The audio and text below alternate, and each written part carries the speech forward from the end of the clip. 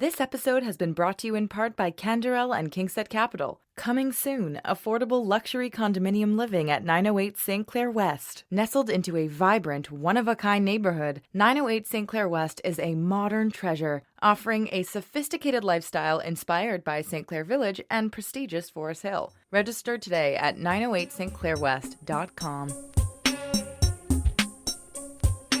This is Bonjour Chai, the Wait, Whoopi Goldberg isn't Jewish edition.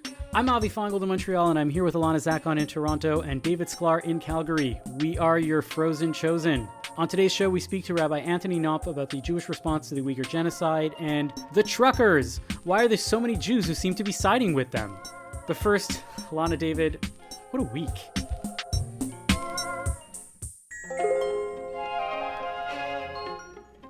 The Capitol is What a week. essentially shut down by this trucker protest. The Conservative Party's in upheaval. Somehow there seems to be even more anti-Semitism in federal politics. But hey, I don't know, COVID numbers seem to be going in the right direction. Neil Young is fighting the good fight. So, there's that. A lot going on. I want to know, is Melissa Lantsman now running for the leadership of the Conservative Party of Canada? One can only hope. I wonder what her stance is on conversion therapy. I'm sure we know what her stance is on conversion therapy, but anyhow. Yeah, but as the leader of a party who seems to be very much fixated on that. Yeah. I know she was not very happy about the empty shelves in grocery stores, because she posted about that the grocery stores across Canada were empty. And I went to my Safeway down the street. It was full.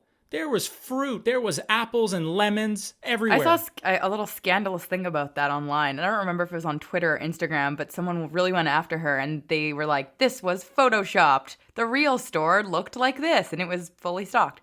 But anyway. Somebody fact-checked our dear Melissa. Well, that's what happens when you're in power. People speak truth to it. There you go. There was also, we have to talk about the Whoopi Goldberg incident, because how could we not? It's all over everywhere. Let's do it. Yeah, what happened? Tell our listeners what happened with Whoopi this week. Oh, God. Well, as we talked about last week on the show, the graphic novel Mouse was taken out of school's curriculum. So they were talking about that on The View, where she's the host. And then she went about and started talking about how Holocaust education was not necessarily important, because it was not about race. It was about two groups of white people fighting each other. And it's more about we need to learn more about how to be good people. So that caused a lot of uproar. When I was Googling it, all I was seeing was actually people are outraged, blah, blah, blah, which is really interesting, because usually when these things happen, nobody cares. And she actually did get suspended after her apology. I don't know. What do you take about, what do you think about the apology? Do you feel it was genuine? What's your feelings on the whole situation? I think it was a really interesting thing in terms of her. It was kind of shocking for her to say, Jews are not a race. It was about man's inhumanity towards man. It was about two white people killing each other. And you know what? I think the idea is, I think a lot of people in Western society are quite confused by what is a Jew. They're like, are you folks just a religion? Are you an ethnicity? Are you an ethno-religious cult? What's going on? I think there's a lot of confusion that they don't understand, because it doesn't always fit into mainstream Western society of what Jews are. My response every time everyone asks me is, what is a Jew? I'm like, it's a family. It's a family you disagree with. It's a family you can join. It's a family you leave. But it doesn't always fit into this nice, tight little box of what other categories are. But the problem is more that whether you see being Jewish as a race, which most Jews don't, that's how the Nazis saw it, and that's what the Holocaust was all about. So to deny that it wasn't a racial thing is basically dismissing what happened, and I think that was the biggest thing. Apparently, I agree with Whoopi Goldberg about the state of Holocaust education, but everything else, I think that on that note, the point where she was misguided, if you ask me, is the idea of thinking about various races in Western Europe at the time, right? And how you don't see a lot of Black people in Europe. And so, you tend to, or Latino or any, or brown folk or people of any other people of color, right? That's not how Western Europe was mainly, not to the exception of other, but was mainly comprised. And therefore you don't see Hitler really contra those people even though Hitler was against Jews as a race, Hitler was against Roma as a race, Hitler was against other people as a race. And again, like what you just said, Alana, regardless of whether you think that you are part of a race or not, the Nazi Party very much saw Jews as a race, and therefore it is race-based, whether fallacious or not. But maybe we really need to rethink the state of Holocaust education in our schools. On that note, No, yeah. on that note, we got a response from a listener that we will share with you. Yes, so it was coming in from Bel Jaranowski, I hope I'm pronouncing that correct, the executive director of the Jewish Heritage Center of Western Canada. And maybe I'll just read a little bit of an excerpt from her letter. So she wrote, "With respect, I do not think your panelists understand why teaching about the Holocaust is so important, and I would say is rather uninformed on the subject. Learning about this watershed event in history is teaching about human rights and genocide prevention. Students who have heard a survivor's story is forever changed. We also know that students who have received Holocaust education are less likely to become radicalized and are more resilient to online conspiracy theories." I don't disagree with anything that she just said. I think the only point that I was trying to make last week was that it's not that Holocaust education isn't important. It's that there are so many important things that have to be learned. And at some point, we have to be able to make choices about that and what those are. And I'm still, despite, and that's just one example. We have gotten other responses about this, and most of them were very similar. The fact is that I'm not sure that ultimately this is one of those things that needs to be taught if it's going to come at the expense of learning something else. And I think that's all dependent on what it is.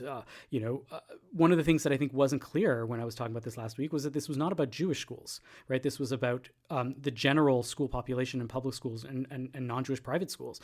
I think the Holocaust should be taught on a regular basis in the Jewish day schools, to a large extent, but maybe we have to really ask ourselves what is going to happen in terms of public schools, and then that's a very different situation. But yeah. See, I told my mother-in-law last night about my opinion from last week, and you know what? She said, "Shame on you, David. Shame on you." She called me out for Chinese New Year last night while we were eating cookies and everything like that, and she even hit me, and she said, "How dare you?" She said, "This was a seminal moment in history, not just for the Jewish people, but for society as a large, and we should be making it mandatory," according to her. I was giving my opinion where I disagreed with that, and she was bringing it from her perspective, sort of saying that by learning about this, it opened her doors and her world to something so much bigger than her background, and it really did shape a perspective on where we as a society should say, this is terrible, this is horrific, and we need to learn from this specific moment in history. Again, I don't disagree. I'm just curious about the timing, because there is so much to learn in schools and so little time to do it, that maybe at the age of 13, 14, 15, there might be other important things. I'm not a school administrator. I'm not a curriculum expert, but that's about it. Anyways, this does tie into what we are going to be talking about next, or what I'm going to be talking about next. I don't know if you know this, but I have this other podcast. I've mentioned it before. It's called Hyphen. My co-host on that one is Stephen Backhouse, who happens to be an erudite and wickedly funny Anglican theologian. One of his areas of expertise happens to be Christian nationalism and how religion and politics mix in modern-day America. Stephen happens to have his own podcast called Tent Talks, right? It's based on his idea behind that he calls tent theology. And I happened to be on his podcast with his colleagues, Sean McCoy and Chris Marchand, a couple days ago, and the topic came around to the trucker protest. And I have been both fascinated and perplexed by the amount of Jews, especially Haredi Jews, that seem to support the protest and the movement in general. So what you're about to hear is an extended segment from the Tent Theology podcast, and you can hear the entire podcast episode by clicking on the link in the show notes.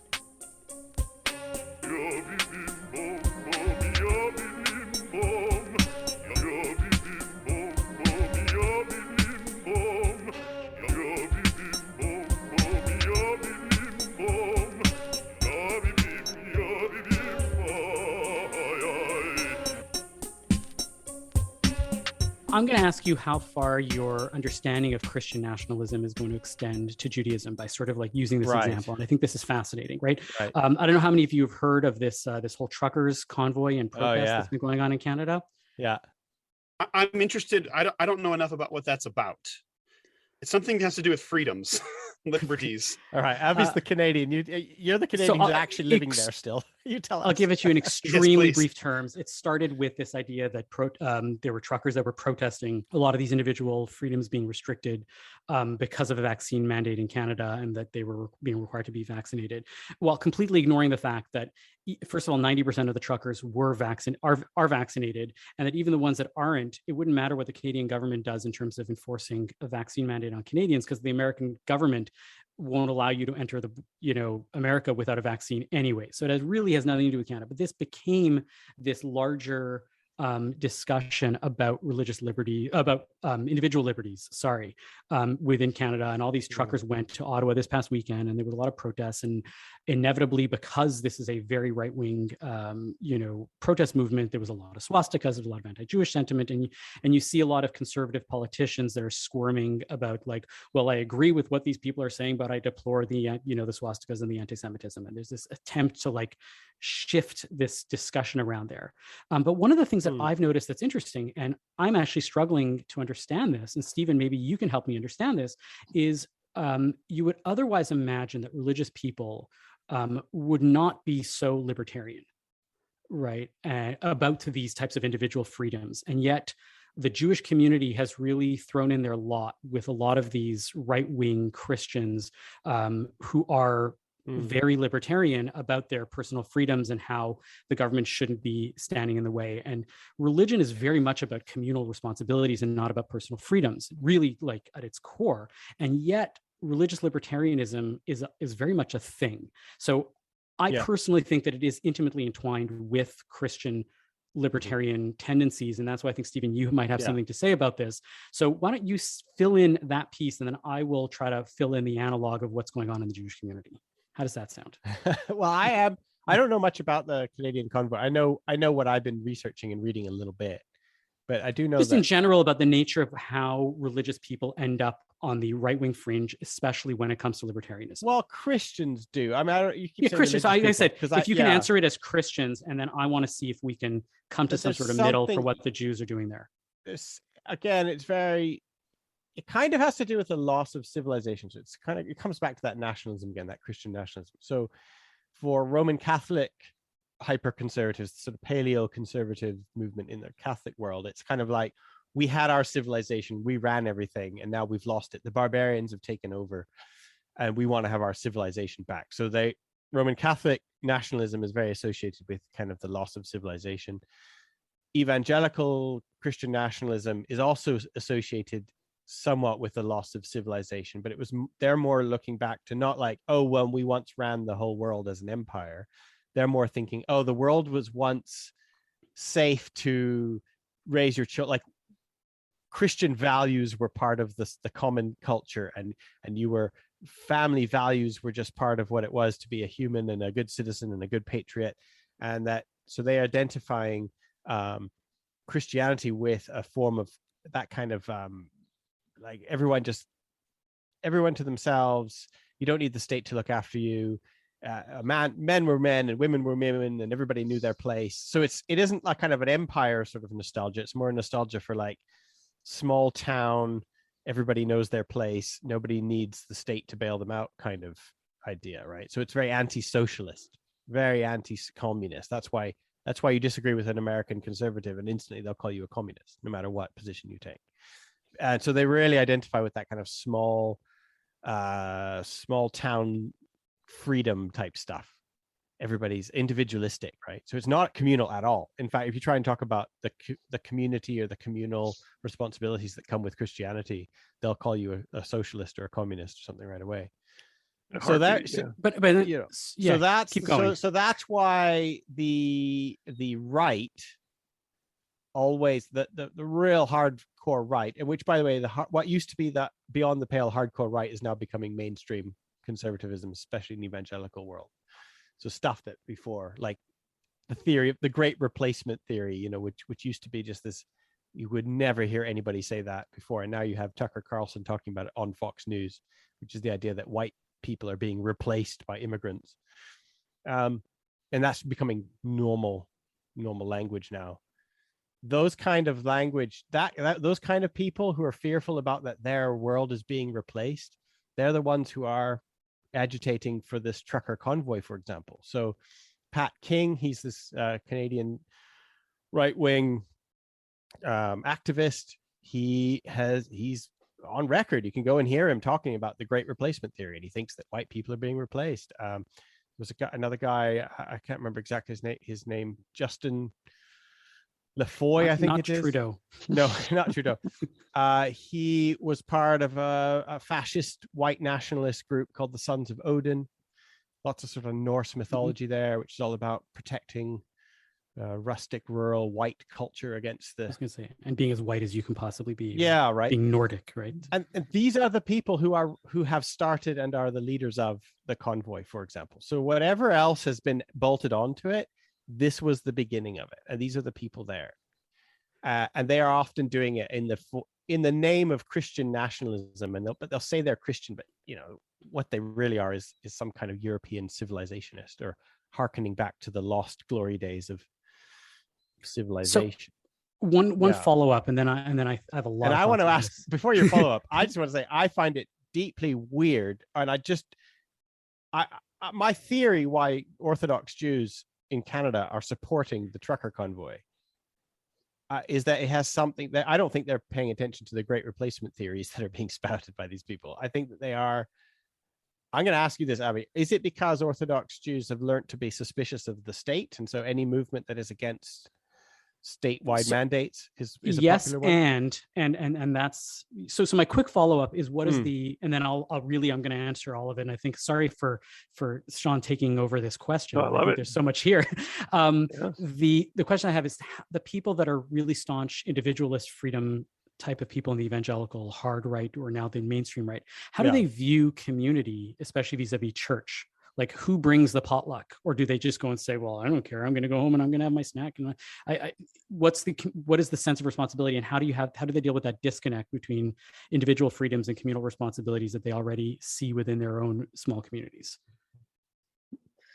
I mean, that you talk about a long answer taken away. I would just say that it is a very, as if I could say from my viewpoint, relative to your question, is that is the overwhelming rhythm of my life growing up in the South, and in the areas and the ways that I did, is that understanding that massive commitment to your nation, massive commitment to your state, but at the same time there's this socioeconomic paradox that you are individually up to your own. It's up to you. Like, you don't have a community to rely on. You got to pull yourself up and take care of business, and you have to succeed individually. And it almost becomes this weird systemic. The people that really. But then who brings the cookies? Whoever can is really what it. But it's tribal though, Abby. Like it's very tribal. The church. I have a communal itself, but they won't. I have a communal responsibility to my church.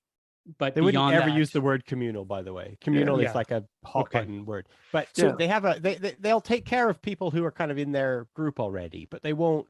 Yeah. They won't have like an idea that they are. So this answers a lot, actually, and this is where I'll go with it. I think when you start the Great Replacement theory is something that Jews, you're right, do not think about, because we are always the ones being replaced. Right, we're always on the other side of that, so it's hard for the Jewish community to think about wrapping their head around that one. And I am bracketing Zionism here. We are not talking about that because it gets way more complicated when you bring in Zionism and the State of Israel. What I seem to see happening with the trucker convoy and the recent move towards the right within the ultra-Orthodox community, because we don't see this in more liberal Jewish communities, is that exactly the same things that you were talking about, this return to values, the idea that our values are being taken away from us, that men are supposed to be men and women are supposed to be women, and abortion is supposed to be legal and homosexuality is supposed to be a sin, and society is taking these things away. And the people that are telling me that we are here to bring those things back are the conservative Christians that are asking for that type of life to return. And these are all things, right? The big push in Orthodoxy these days is for women to become clergy or not. My wife is an Orthodox woman, and she is ordained, but there are a lot of people that have a very great amount of difficulty with this, because it flies in the face of what they were taught their whole lives, that men are rabbis and women are not. the family as a unit, all of these issues and discussions are huge in the imagination of the Jewish community, however small they are. And that is where that locus is. There's this push towards saying, well, we want to associate with the people that are asking for the same things that we are asking for, because those things are so big within our community. The family values and the small town life, which is huge in their imagination, is just a small town life, let's say, in Eastern Europe. And the fact that those small towns were responsible for themselves, and the government had little to nothing to do with them, other than that they would take taxes and they wouldn't give you anything back. And so the communal imagination in that community seems to be going there. The only shift is, and it's not even a shift, it's exactly the way that you're answering it, is because I'm asking myself, these are people that are so community oriented. If you use the word community in Hebrew, kehillah, or whatever it is, they're going to go and say that, yes, we are so community oriented. We believe in community, but they believe in their community. And they're not necessarily believing in giving, right, to other communities. And that may even to expand to, for a lot of people, to other Jewish communities that are not Orthodox. And so the values in this case are aligning without looking at this big picture of this great replacement that, that says that as much as they think that they're, aligning themselves with this anti-abortion, anti-gay, positive men and, old school men and women, they're not realizing that they're the first ones on the chopping block that are going to be replaced. That's what I think is going on here, and I'm curious what you. Well, there's two, and also all the conspiracy theory stuff that happens around here. So much of that is anti-Semitic as well, because it's the Jews are the ones who've put the microchip in the vaccine to control us, and it's so a lot of these conspiracy theorists are also the same people doing the trucker convoy, for example. Do you think, Avi, that the ultra Orthodox communities that we're talking about, do they know that there's lots of anti-Semitism and they're just overlooking it, or do they not even know? Have you seen the amount of swastikas that are around? Well, this is why I'm just flabbergasted that you'd find ultra-Orthodox people who still align themselves with this group. So I haven't asked a lot of ultra-Orthodox people about this specifically, but what you'll see, for example, in the larger Jewish community, so there is a member of parliament, Melissa Lantzman. She's actually a former host of our show Bonjour Chai, and she's a conservative MP, and people were calling her on this. Well, how could you support what they are doing when there is this idea of all these swastikas, all this anti-Semitism that is there? She's like, well, I agree with what they're saying, but I deplore the anti-Semitism.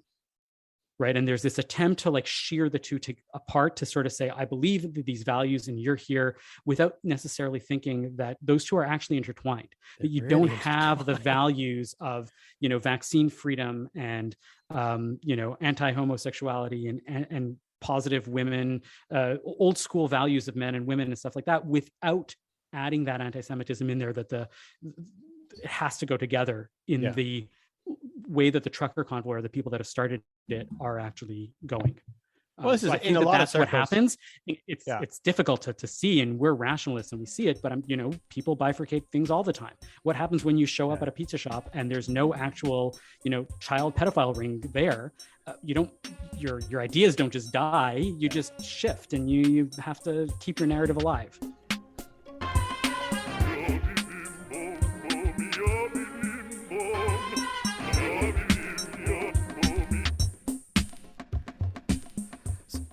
David, what is the vibe like in Calgary these days? You know what, I'm sure the vibe is kind of similar, but these are a lot where the truckers originated from Vancouver area and here in Calgary as well too. But I think what I'm seeing for the first time ever is people on my Facebook feed are coming out of the woodwork now that had never expressed any of these type of sentiments before, and are now really excitedly posting about supporting the trucker movement, supporting the freedom convoy. Finally, people are standing up for everything. And that's what was surprising to me. People who remained silent for 2 years on whether they're vaxxed or unvaxxed, support, mandates or not. This is the first time I'm seeing people very happily talk about these things more publicly than ever before. So there is a feeling now that they feel egged on by it, or the gatherings or the demonstrations that have occurred even here in Calgary with supporting the truckers.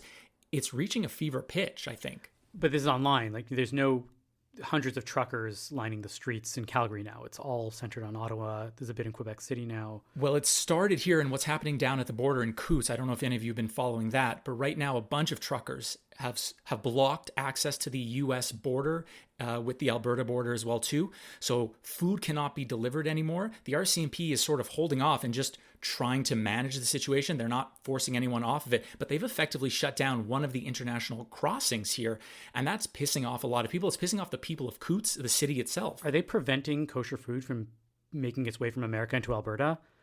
Right, because if there wasn't the amount of swastikas and Jewish stars, then that alone brands them as anti-Semites in my book. You know, and I cannot say for certain whether kosher food is being impeded at all. I can tell you that American food is being impeded. So maybe they're more anti-American than anything. What do you do on Chinese New Year? I mean, do you go to a Jewish deli?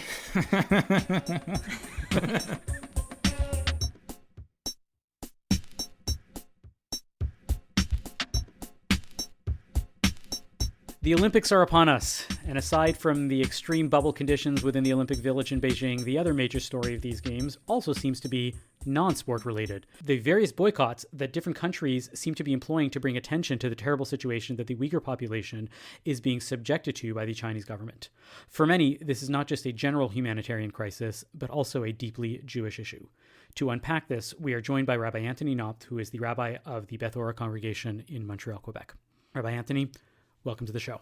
Thank you. It's good to be here. So if you can give us a bit of background, just what made you, before we get to the deeply Jewish involvement in this, what made you get involved in the Uyghur cause as a pulpit rabbi in Montreal? Well, some of that will be relevant later when we talk to the general Jewish issue, because obviously it speaks to how I am moved by this as a Jew. More specifically, one thing which I think I did notice, you may notice that my accent is not Canadian. I'm from England, and I'm still quite connected to the Jewish community in England, and I saw the tremendous work that they are doing politically, through the media, through youth activism, in so many ways. And I was very proud as a Jew, as a Brit, to see that being done. And I looked around and did not see it being done in the same way at all in the Montreal community. There's certainly meaningful activity. We have the Wallenberg Center here, for example. But I didn't see that the Jewish community was really getting involved here. And I felt, well, they need to. I mean, this is something which is an atrocity. It's a genocide. There are chilling parallels with the Holocaust. It is not the Holocaust. We don't say it's the Holocaust, but there are chilling parallels. And we are pushed to the questions which we ask of those of previous generations who stood by and did nothing. And can we stand by and do nothing? And it's part of my general belief in the power of community as well. What communities can do when they come together and work together, not just individuals, but communities can be so powerful and can make a difference. And I wanted our Montreal Jewish community to make that difference. Amazing. And so how did you go about doing that? You started a lot of initiatives. So can you tell us a bit about them? Well, I think the first thing that I did was I worked together with Dorothy Zalkman Howard, who was associated with previously the president of the Montreal Holocaust Museum, and other people at the museum, to create a community webinar, which was joint with various communal bodies, including Hillel and CIJA and the Montreal Board of Rabbis and others, where we had a number of speakers, prominent Uyghur speakers, Professor Erwin Cutler, we had a Holocaust survivor, so a number of people, also representatives from the British Jewish community, speaking about this issue and really raising the awareness. And that was really the first step. We needed an education. We needed to spread that awareness, to put it on the agenda. Various people who were there went off and did some work in different areas, having been stimulated by that.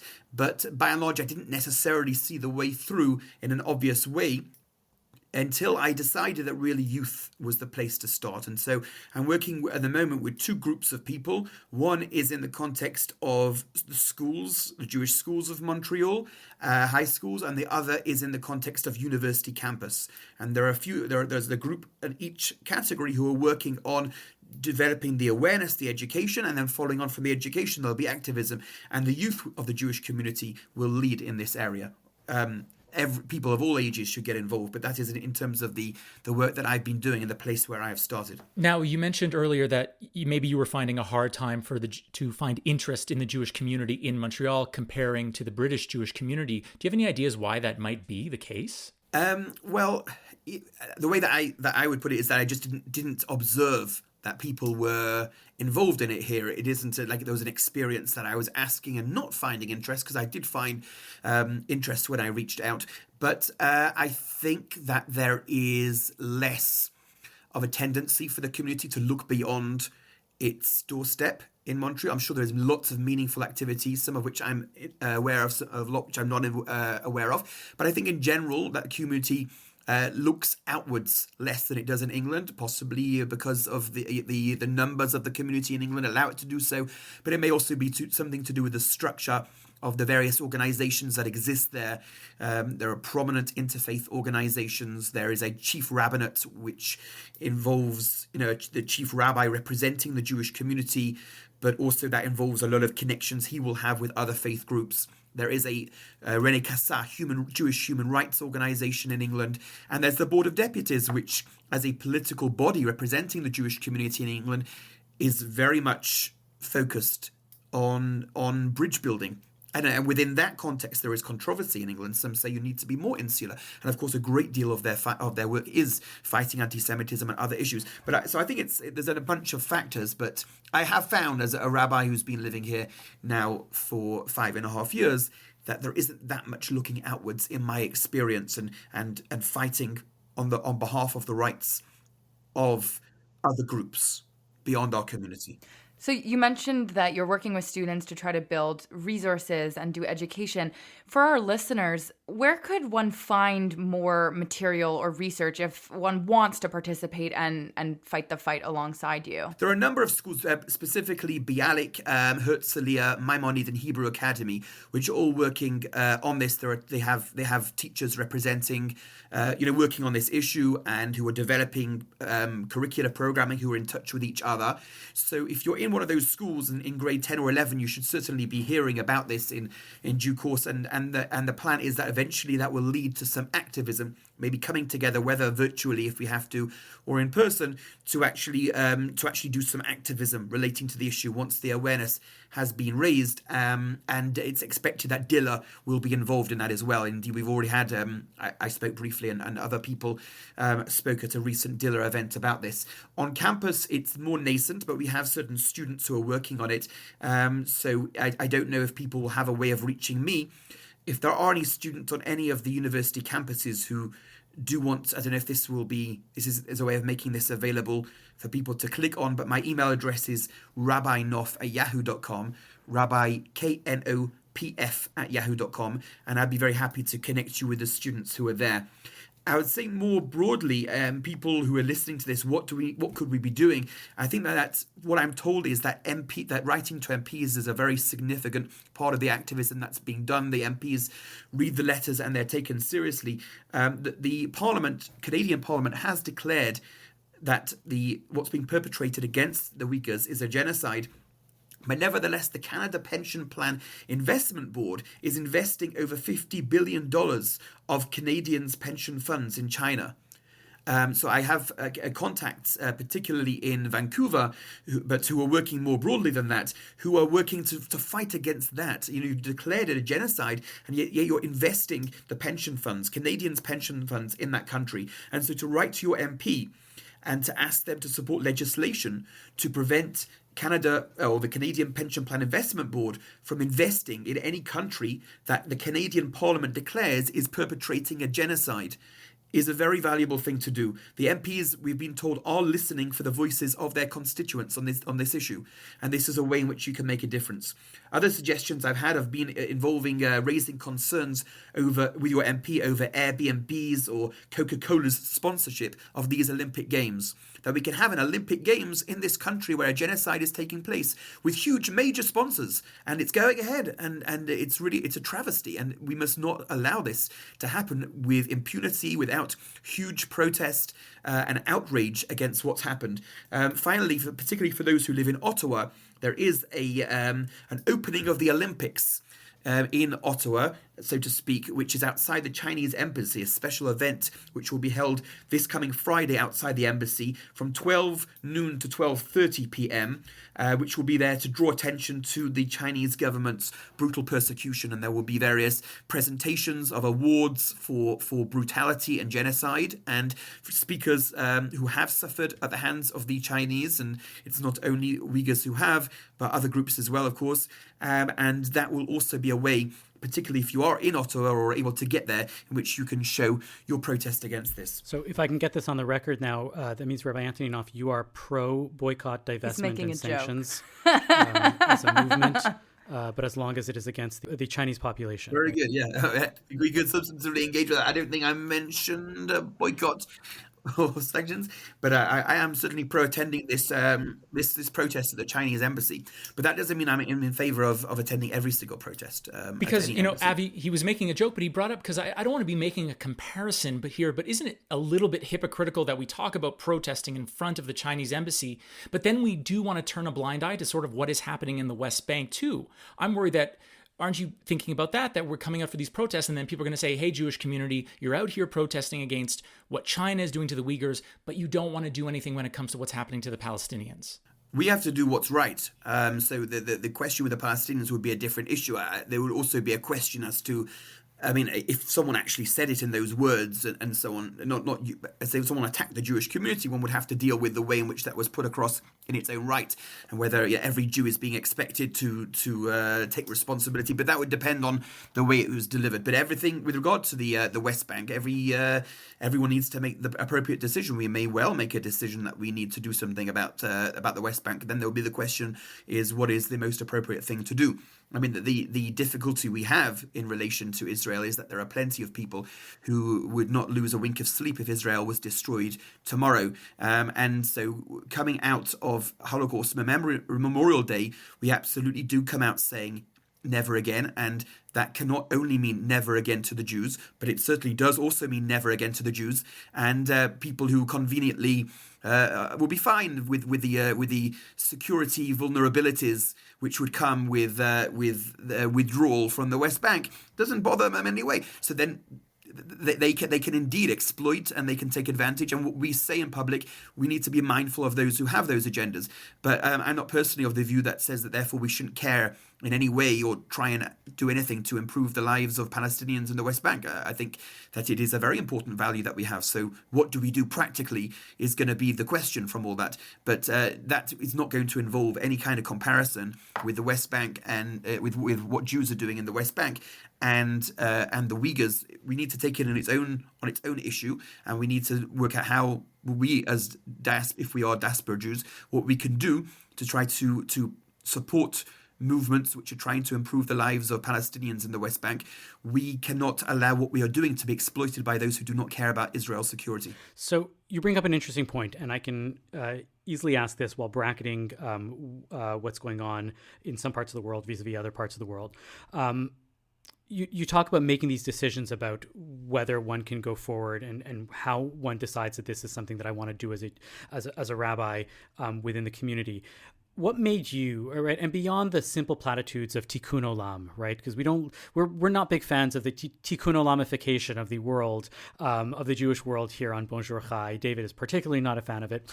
What is it that makes what does your judgment look like when you look at a cause and you say, oh, how is this a Jewish cause? How is this something that I want to get more involved in? What is going on with, the issue that makes you as a rabbi say, I need to get involved with this as a Jew? Yeah, so listen, there are so many important causes. And, so a person who was getting involved and found a way of getting involved to help people in Yemen, I wouldn't say that that's less of a Jewish cause than this cause. So when it comes to the specific choice of what to do, then that's an interesting question. And if you want to bring me back to it, I can try and address that. But the way the question which I'd like to address, I hope it's close to what you're asking, is, well, in what way does this speak to me as a Jew? In what way is this a Jewish concern at all? What is it about Judaism or my relationship with Judaism which actually sees a relevance and a strong importance in this cause? or any similar kind of cause, not to make a distinction between this particular cause, but a cause in which, for example, a non-Jewish group is being persecuted and subjected to horrendous atrocities, genocide. And I think there are a number of things. I don't think I can mention all of them, and if I gave some more thought, I'd find more. But I think that there are three key ideas which speak to me. One is the way in which we look at tragedy, our own history of persecution. On the one hand, yes, we've had a tremendous history of persecution, but then there's what you do with that. How do you emerge from experience of persecution as a people? Not every people does that in the same way. Not every approach to life warrants the same kind of emergence or response to a history of persecution. And we have a number of different themes within our tradition, but one very famous one, because of course the archetypal biblical paradigm of our oppression was Egypt, and coming out from Egypt we find again and again the reiterated commandment to not oppress the stranger, because you were strangers in the land of Egypt. And there's a great discussion that can be had as to what are the precise halachic parameters of that commandment, which is an interesting discussion in itself. But the clear understanding of it is that when you were in Egypt, you were vulnerable, you were foreign, you were not in a position which was strong enough to defend yourselves. Don't be oblivious to the suffering of other people. Help other people who are in that situation. And what comes out from that, and we see this in the Jewish personality, even often with those who have perhaps in certain ways moved away from Judaism as a religion, seem to have retained this very deep, profound biblical attitude to previous persecution, which is, I'm never going to let that happen to anyone else again. And we come out from the Holocaust and we say never again all the time. And we have to ask, what do we mean by never again? We don't only mean that there should not be people like the Nazis. We mean also there should not be people like the rest of the world that could have done something but did nothing, had so many opportunities to do something and didn't do anything. Jewish lives weren't important enough. And it's possible. And in the way in which we see what's happening, the IOC have the Olympic Games in Beijing while this genocide's coming along. There are those who are willing to turn a blind eye to what's happening. Can we do that? Is that the message that comes as Jews, that we go through this persecution and then we go out and we're oblivious to the suffering of others? I think there's something very deep within our tradition that doesn't allow that. I think a second very key theme is that Judaism's messianic age is not in the past, it's in the future. Our golden age is not in the past. We look towards the future. We have a messianic prophecy of a better world. That becomes fundamental to what it is to be a Jew, to look towards a world which is better than it is now. And so it's unbearable. It's unbearably painful, the dissonance between the world we want to see and a world in which people are being treated, put into concentration camps, sterilized, raped, tortured in our world. And number three, very importantly, going together with that, is the profound Jewish idea that we are in partnership with God. There are faiths which emphasize the importance of gaining salvation through having faith in God. There are faiths which emphasize the value of subordinating yourself to the word of God. But Judaism has this distinctive idea that we are partners with God. And so if you look around and you see a world which is not the world that we want to see, that our prophets have told us is a world of beautiful redemption, then the question God is asking to us is, well, what are you going to do about it? And if we're here a generation or two after the world, so much of the world did nothing about it, with the exception of remarkable righteous Gentiles who saved Jews. So what's our answer going to be today? Our answer needs to be that we need to be part of that solution. And we're told that we can, that there's political work to be done. And I see that there are people who are doing that work. And that's why I'm trying to be part of that work and calling for others to join us. So to follow up on that and to sum up a little bit, last week we had a whole discussion about the state of Holocaust education in North America and elsewhere. And one of the things that I was remarking about and that people had, questioned my statement about was that if Holocaust education was working over the past, however many decades, this would be an obvious issue for us.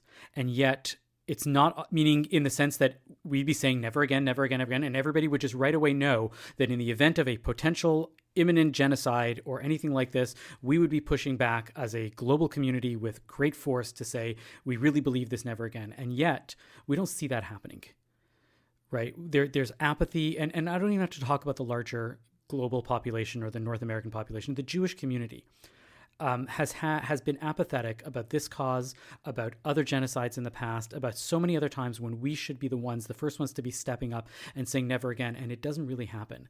And as much as it should, because there are definitely Jews that are involved in these causes.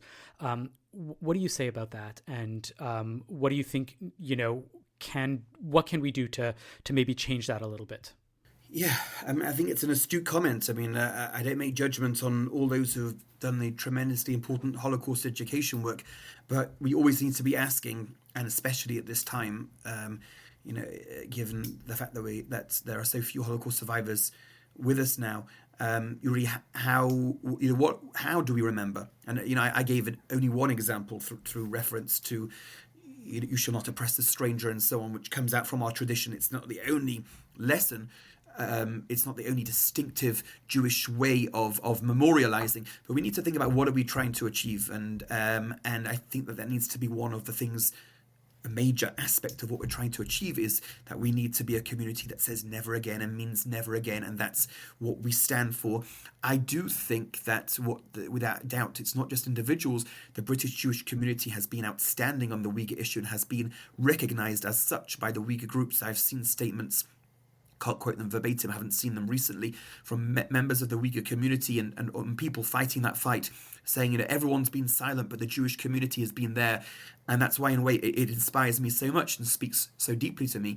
But there are, of course, also groups in America. Jewish World Watch is one that I've worked with, but there's the Jewish Movement for Uyghur Freedom. Natan Sharansky this week, together with Elie Wiesel's son, signed on something in the New York Times, a big advert against the genocide games, or they call it, if that's what they called it, or the Olympic Games. So I think we see it significantly, but I think there's another way, which is why don't we see it enough? We might go back to David's question and say, do we see it enough in Montreal? It's certainly not only a Montreal thing, but is there something closer to home in terms of how we think about what we're trying to achieve? I mean, I say this as I've seen recently.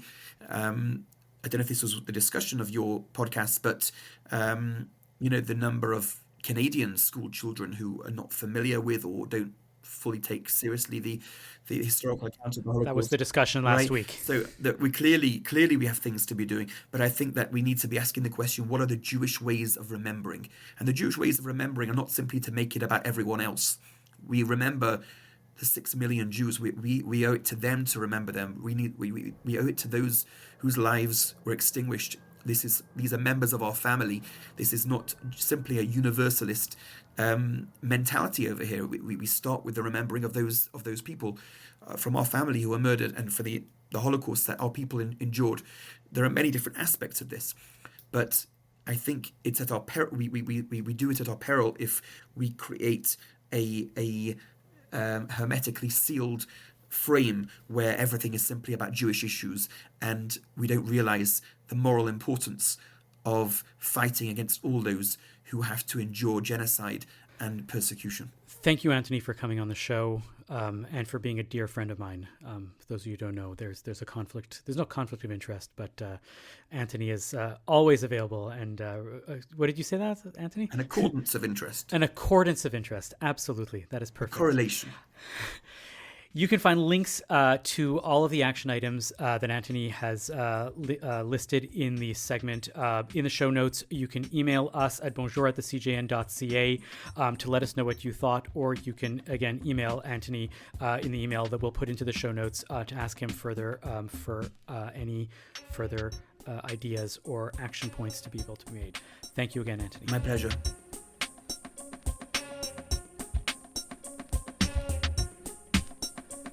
Our word of wisdom this week is a dialogue between Rabbi Aaron Levy of Makom Creative Downtown Judaism in Toronto and Maxine Lee, an artist and student at the University of Toronto.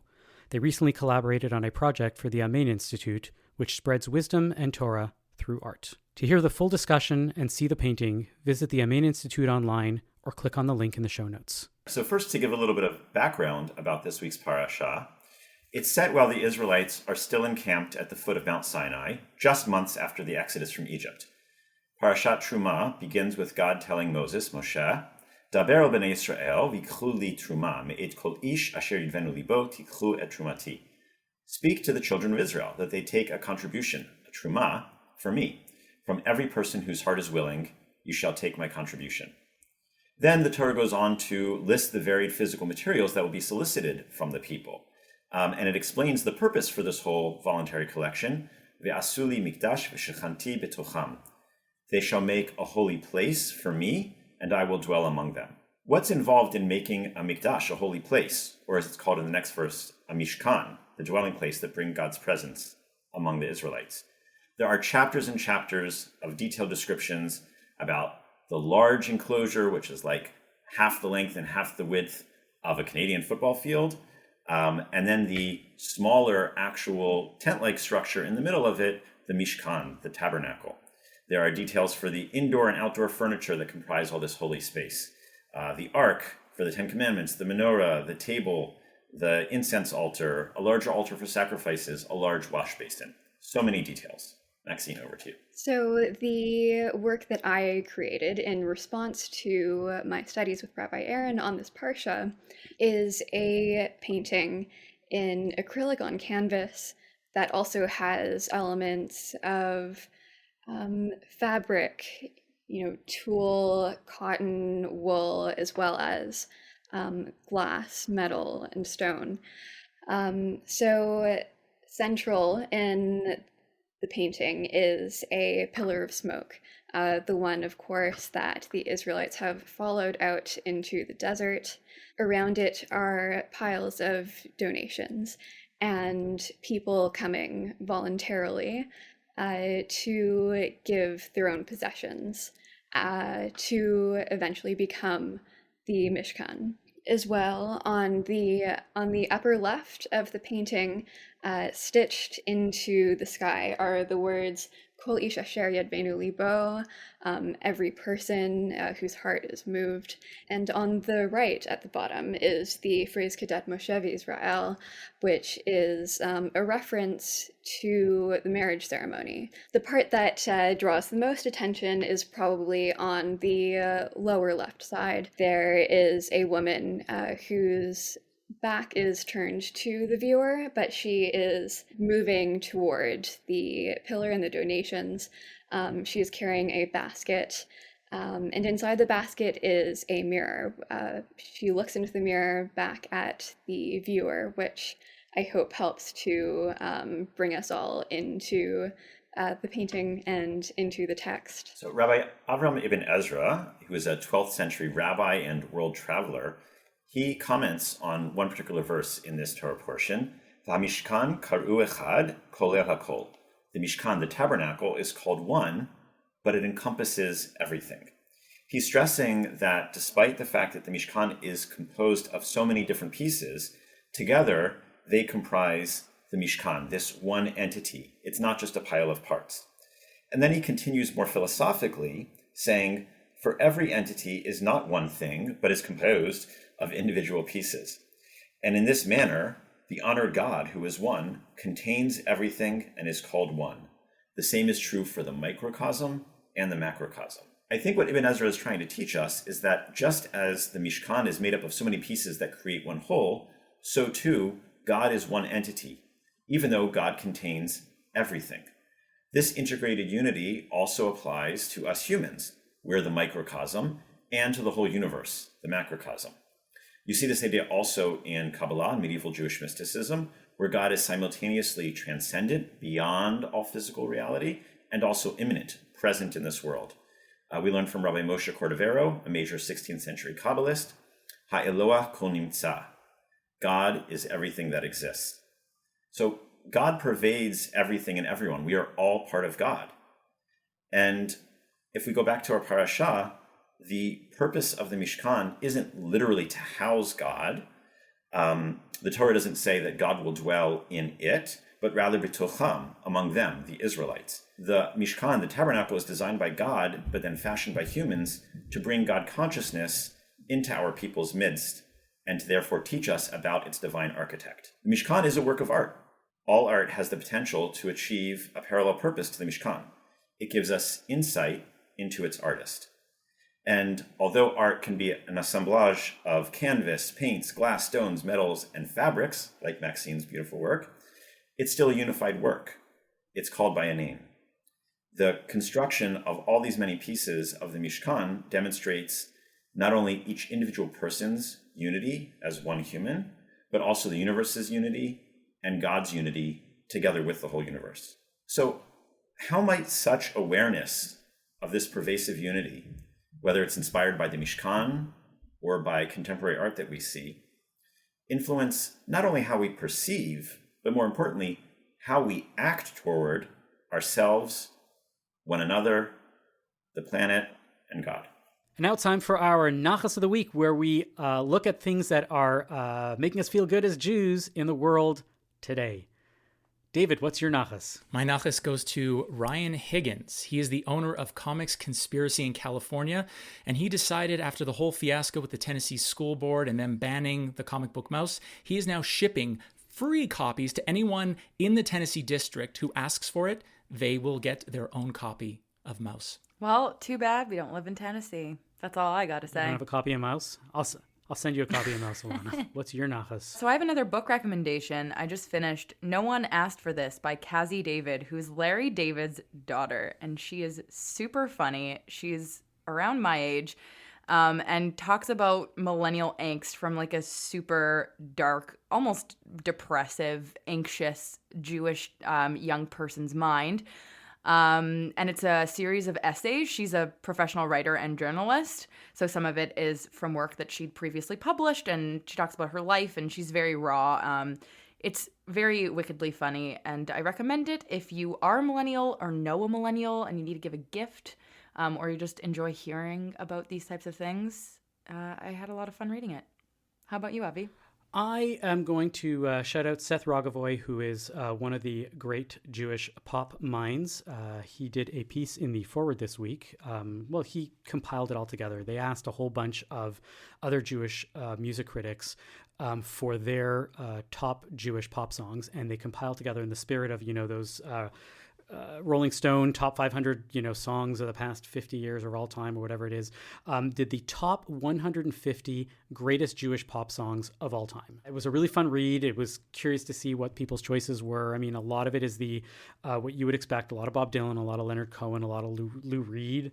But I mean, Kinky Friedman shows up in the top 5. Always good to have some Kinky Friedman. Jill Sobiel shows up in there. One of my favorites, which is, I don't even know how you call this a pop song because it's Captain Beefheart. And he was like, really quirky, great artist in the 60s. And he has a song called Dachau Blues. So, I mean, hey, wonderful pop song there.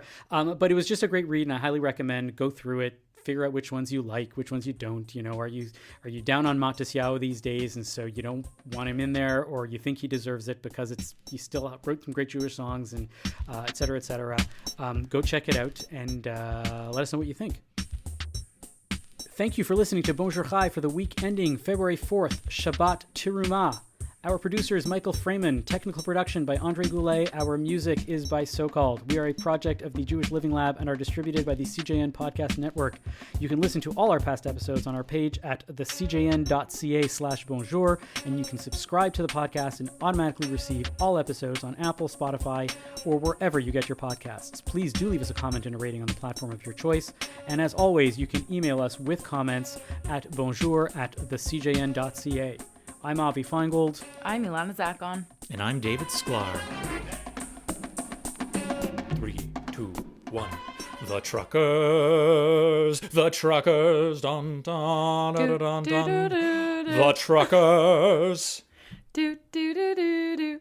Do, do, do, do. I got more. Do you want me to sing more? Yes. Oh, okay. Who day and night must struggle for his freedom, earning life of living and pushing through the snow. And who day and night must command all his attention as he goes into each corner store. The truckers, the truckers. The libertarians. The snowflakes, the snowflakes, the snowflakes. The anti-Semites. You're going to do a bottle dance, but nobody could see. I got my Perrier bottle here.